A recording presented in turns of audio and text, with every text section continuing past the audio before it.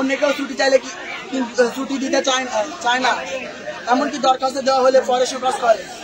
Management দুর্বলতা, অর্থাৎ কিভাবে স্কুল পরিচালনা করতে হবে সেটা জানে না সে।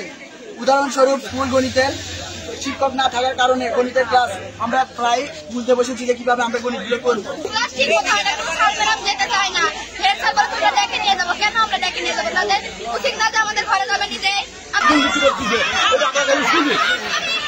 এই শুধু আমাদের কথা চলে না, দ্রব্য দেখায়, আমরা কোথা গেলে আমাদের সরে দেয়, আমাদের বলি এই ইস্যুটা চলতেছে, আমাদের মূল্যায়ন নাই, এলাকার লোকের মূল্যায়ন নাই।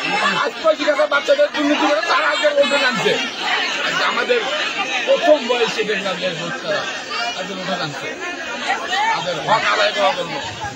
আমার অভিজ্ঞতা সর্বোচ্চ দেওয়ার চেষ্টা করছি, কিন্তু কিছু সিন্ডিকেটের কারণে আমি সেটা ব্যর্থ হয়েছি। ম্যাথের একটা সাবজেক্ট হলে আমরা এখানে টিচার নিয়োজিত নাই সরকারিভাবে। আমরা 2 বছর আগে অলরেডি একজন ডিপার্টমেন্টে যাওয়ার পরে আমরা জাস্ট রিকুয়েশন দিয়েছি, যেটা সরকারি ইন্টারেস্টের মাধ্যমে নিয়োগ দেয়, তা দীর্ঘায়িত করতেছে এবং ইতিমধ্যেই আমরা মেসেজ পাইছি যে হয়তো নতুন করে আসবে, ফাইনাল সিলেকশন হয়েছে।